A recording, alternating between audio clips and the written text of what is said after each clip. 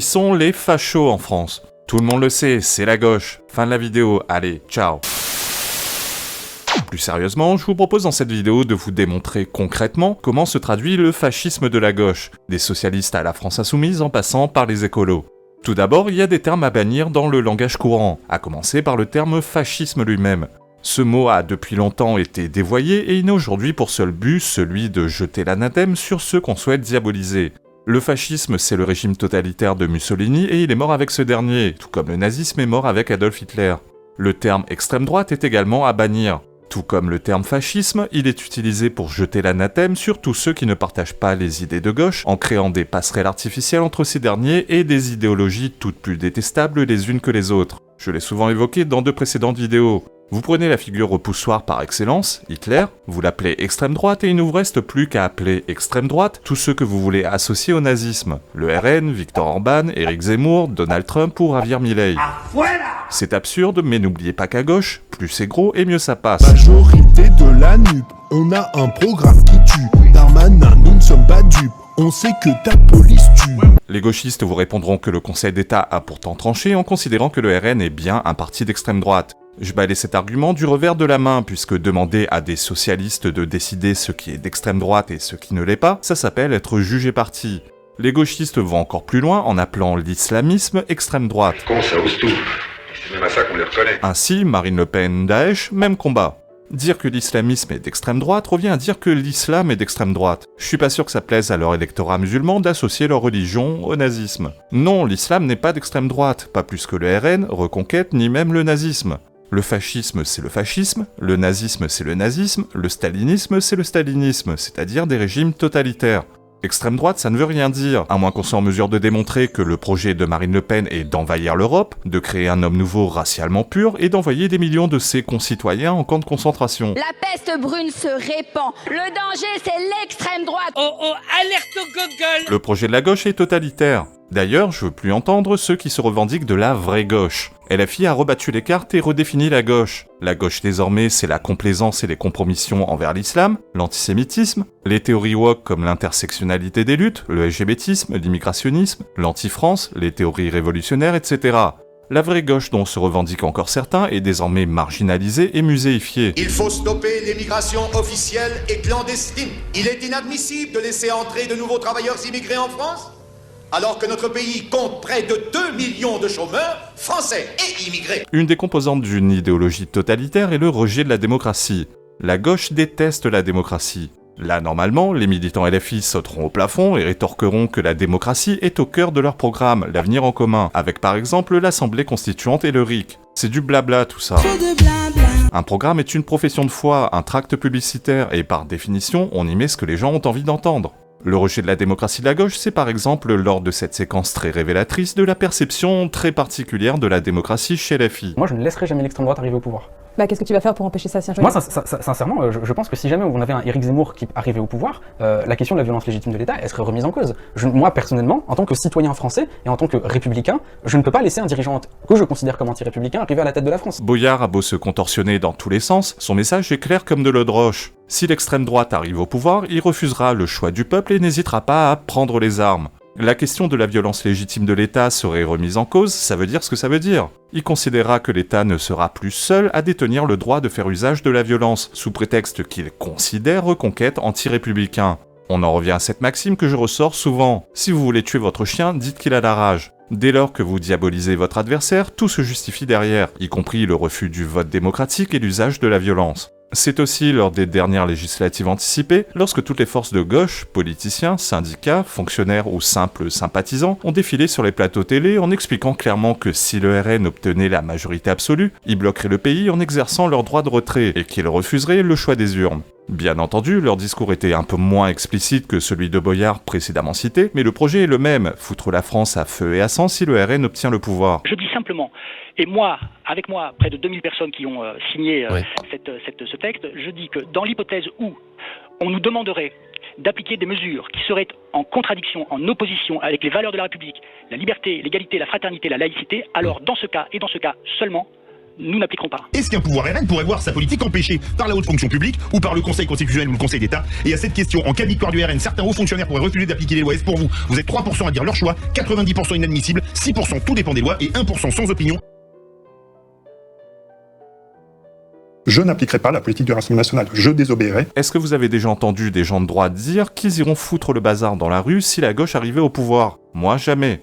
Et que dire de la vision de la démocratie de LFI en interne? LFI n'est pas un parti, c'est-à-dire pas de parlement interne élu, ni de processus formel pour élire ou révoquer les cadres. Toutes les décisions sont prises en petit comité autour de Jean-Luc Mélenchon, entraînant des purges fréquentes de dissidents insoumis qui ont osé braver l'autorité de leur gourou.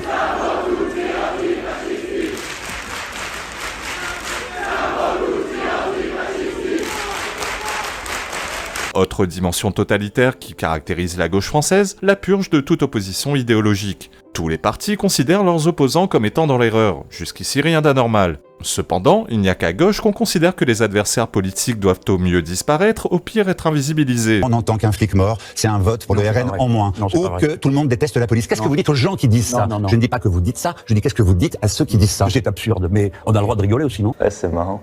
Concrètement, ça se traduit par une volonté manifeste et concrète à gauche de faire taire tous médias jugés trop à droite à leur goût, visant notamment les médias du groupe Bolloré. Ils ont voulu la peau de C8, ils l'ont eu. Commission d'enquête, pétition, acharnement de l'Arcom, etc. Désormais, c'est CNews qui est dans leur viseur. C'est une honte absolue que l'Arcom ait maintenu sa fréquence à CNews. Il est facile d'imaginer quel sort serait réservé aux médias de droite si la gauche avait les pleins pouvoirs. Wollen den Frieden, werden immer bereit sein, den Frieden zu arbeiten, einen wirklichen, fruchtbaren Frieden, der die Fragen des Sieghaus, des Zusammenlebens der Völker... Vous avez déjà entendu des gens de droite réclamer la suppression de France Inter ou de France Télévisions? Moi, jamais. Au mieux, ils réclament la privatisation de l'audiovisuel public. Personne à droite ne veut les empêcher d'exister, mais juste qu'ils jouent avec les mêmes règles que les autres. On ne le dit pas assez, mais c'est de la concurrence déloyale, et normalement c'est illégal.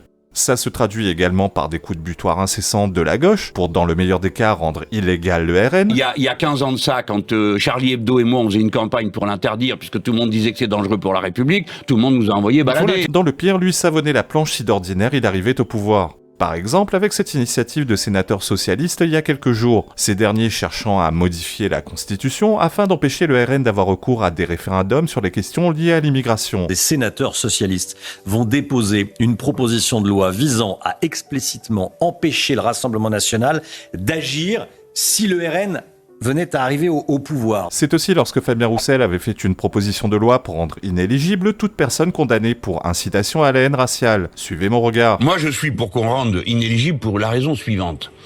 Je parle de la haine raciale, je parle pas du reste, le reste c'est la polémique. Quiconque est condamné une seule fois est inéligible à vie. Le totalitarisme de la gauche, c'est aussi sa fascination pour la violence politique et la violence tout court. Mélenchon en est l'expérience la plus aboutie. Il a beau se cacher derrière l'explication de son caractère méditerranéen, Mélenchon n'est pas juste un homme de caractère, c'est un homme colérique, et ce sont pas des exemples qui manquent. Pourquoi vous m'empêchez d'entrer dans mon local? Au nom de quoi? Qui vous a donné cet ordre? Je suis un parlementaire. Vous n'avez pas me toucher. Vous ne me touchez pas. Ne me touchez pas.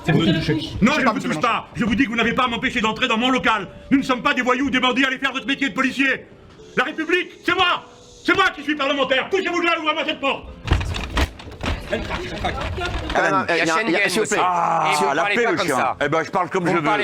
Nous vous méprisons. Tu fermes ta petite bouche. Il faut tout conflictualiser. Foutez-lui la paix. Voilà la vérité. Et pour qu'il y ait une police républicaine, il faut qu'on cesse avec les gens qui se comportent comme vous vous comportez, vous-même, personnellement. Ça suffit. Ça suffit maintenant. LFI, ce n'est pas que la violence verbale, c'est aussi la violence physique.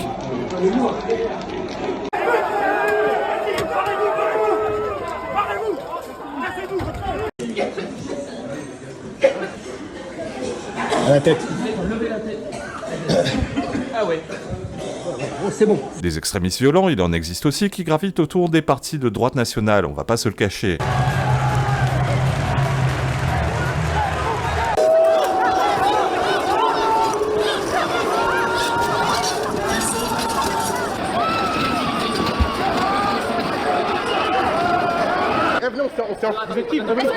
Néanmoins, chez ces derniers, ils sont systématiquement dénoncés et exclus dès lors qu'ils sont identifiés. Chez LFI, non seulement ils ne sont pas dénoncés, mais pire, ils sont promus. Raphaël Arnaud en est le meilleur exemple. Rappelons que ce dernier a été condamné en 2022 pour violence en réunion. Enfin, dis-moi qui sont tes modèles et je te dirai qui tu es. Les modèles de LFI, Fidel Castro, Che Guevara, Robespierre, de grands démocrates en somme. Je vois ça, La violence de la gauche, ce sont tous ces jeunes qui trouvent justifié de coller une balle dans la tête d'un opposant politique sous prétexte qu'on le considère fasciste. Je vais vous dire très honnêtement, je suis très heureux qu'une personne horrible comme ça ne soit plus sur cette planète. C'est sur la mort de Charlie Kirk aux États-Unis, l'influenceur de droite. Si tu pouvais arrêter le shooter, est-ce que tu le ferais ou pas? Absolument pas. Il y a des gens qui étaient contents qu'il soit mort et... Ouais, c'est des racistes tout ça, ouais. C'est des racistes, c'est mérité. Et s'il est contre l'immigration par exemple? Ouais, c'est mérité ça aussi. Bah, je suis contente, hein. Ouais. C'est l'humoriste Charline Vanhoenacker qui explique en toute décontraction sur le plateau de Quotidien qu'elle veut créer un délit d'expression, comprenez? Condamner toute expression qu'elle et ses petits copains d'extrême gauche jugent non conforme à la doxa. Le paradoxe, c'est qu'elle évoque l'état de droit sans même comprendre ce que c'est. L'état de droit, ça signifie que c'est la justice qui détermine le cadre de la liberté d'expression, pas Charline Vanhoenacker ou l'Arcom. Tiens, en parlant de l'Arcom, cet organisme est un non-sens total dans une démocratie, puisqu'elle se substitue à la justice en prononçant des sanctions et en ayant droit de vie ou de mort sur un média. On me dira que les avocats dépendent bien du barreau, les médecins de l'ordre des médecins, et un employé de son patron, et c'est vrai, mais seule la justice devrait être habilitée à prononcer des sanctions financières. Seule la justice est habilitée à déterminer le cadre de la liberté d'expression. Combien de fois CNews a été condamné par la justice pour avoir dépassé ce cadre? Réponse est 0. En ce qui concerne les chroniqueurs, seuls 2 ont été condamnés par la justice pour des propos qu'ils ont tenus à l'antenne de CNews,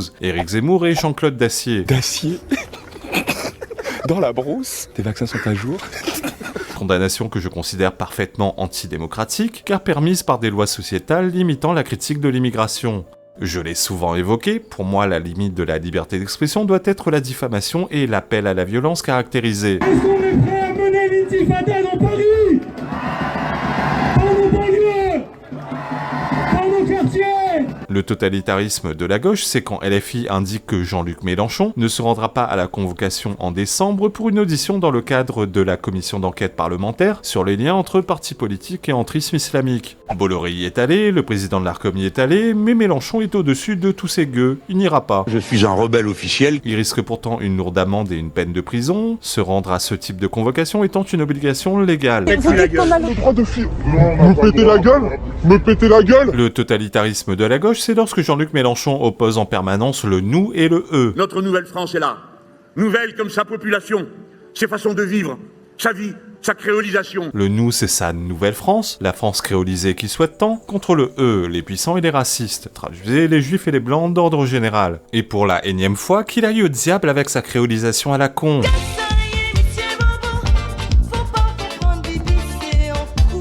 L'inventeur de cette théorie en personne précisait lui-même que la créolisation est impossible en France métropolitaine car elle présuppose une rupture totale. En France, il y a eu une continuité territoriale, civilisationnelle, linguistique, culturelle et mémorielle, ce qui est un frein à la créolisation.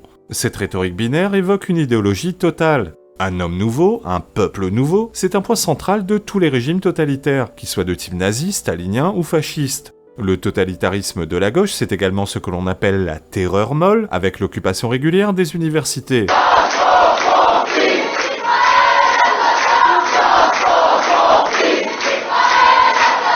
C'est la volonté de Sandrine Rousseau d'entrer dans les foyers des Français afin de contrôler si monsieur fait la vaisselle et le ménage. Moi, je voudrais qu'il y ait même une possibilité de délit de non-partage des tâches domestiques, parce que je pense que le privé est politique et que tant qu'on ne donne pas les moyens aux femmes de véritablement obtenir l'égalité sur le partage, eh bien on n'y arrivera pas. Le totalitarisme de gauche, c'est, comme je l'évoquais précédemment, la censure avec les lois sociétales sur l'incitation à la haine qui rendent presque impossible toute critique de l'immigration. Arabo, musulman. C'est l'écologie punitive, ZFE, taxe carbone, normes écologiques contraignantes, vues comme une manière d'imposer un mode de vie par la contrainte. Le totalitarisme de la gauche, ce sont les méthodes mafieuses comme tout récemment les Sleeping Giants, qui ont obtenu de Leroy Merlin qu'ils arrêtent de financer de la publicité sur le média Frontières. Oui, car faire comprendre à quelqu'un que s'il ne se plie pas à nos demandes, on passera à l'étape supérieure, c'est-à-dire des actions plus spectaculaires, ce sont bel et bien des méthodes mafieuses. Oui, les totalitaires d'aujourd'hui sont bel et bien à gauche. Ils cochent toutes les cases et contrairement aux procès en fascisme qui font à la droite nationale, il y a la matière sur laquelle s'appuyer pour démontrer leur totalitarisme et le danger qu'ils représentent. Dans l'autre sens, tout ce qu'ils ont à proposer, c'est une ribambelle de procès d'intention et de sophismes, comme le fameux « le FN a été fondé par des Waffen-SS ». En attendant, le RN Euroconquête ne souhaite pas la mort sociale quand ce n'est pas la mort tout court de leurs opposants politiques, ils respectent le verdict des urnes, et enfin, ils ne bordélisent pas la rue tous les 4 matins. Oui, mais ils ne respectent pas les principes républicains, diront-ils. Mais quels principes républicains? Un des principes républicains est l'état de droit. S'ils ne le respectent pas, ils seraient dissous. La démocratie, ils l'ont toujours respectée, contrairement à la gauche. Liberté, égalité, fraternité, faut arrêter avec ça, franchement, c'est ridicule. Le principe d'une devise, c'est qu'elle est volontairement vague. Qu'on me trouve dans la Constitution la ligne où il est écrit que fraternité signifie que la France doit générosité éternelle et inconditionnelle à la planète entière. Les gauchistes ont le droit de le penser s'ils le désirent, mais ça reste leur point de vue. Qu'on me trouve la ligne où il est écrit que égalité signifie que tout se vaut et qu'un citoyen français doit être traité à égalité avec n'importe quel citoyen d'un pays étranger. La citoyenneté est par définition une discrimination puisqu'elle entraîne une différence de traitement entre un citoyen français et un étranger. Un touriste non européen par exemple ne pourra pas résider en France plus de 3 mois. Il n'aura pas le droit de vote et ne pourra pas bénéficier d'un certain nombre de prestations réservées aux Français.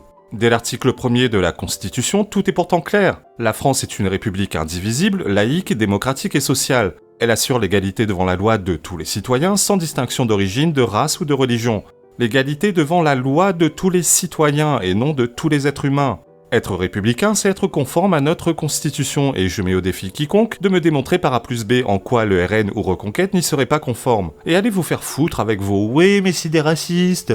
Si refuser d'accueillir la planète entière sur notre sol, c'est raciste, alors la planète entière est raciste. Allez donc expliquer aux Algériens que s'ils refusent d'accueillir toute l'Afrique noire chez eux, ce sont de gros racistes. Si vous leur envoyez chez eux les délinquants et les parasites étrangers, c'est raciste, bah vous êtes des tarés et vous mettez en danger vos propres concitoyens. Bref, je vais m'arrêter là, cette vidéo est déjà beaucoup trop longue. Je vous invite à commenter comme d'habitude sous la vidéo. Si vous estimez que je raconte n'importe quoi, dites-le moi, et surtout, démontrez-le avec de vrais arguments. Si c'est juste pour dire « ouais, tu dis n'importe quoi », juste fermez-la en fait. Soit vous avez des arguments et vous les donnez, soit vous n'en avez pas et vous la fermez. Ou alors, peut-être estimez-vous que l'énergie nécessaire pour réfuter mes arguments est supérieure à celle utilisée par moi pour les produire, même chose. Ne dites rien dans ce cas. Ne balancez pas juste « loi de Brandolini » ou vous passerez pour des cons tout content de balancer ce terme que vous avez appris la veille. On l'explique aussi à travers tout ce que nous venons de dire, le combat contre le racisme, le combat contre la démocratie, le combat contre une écologie aujourd'hui qui n'est même pas juste. C'est pas possible d'être aussi con.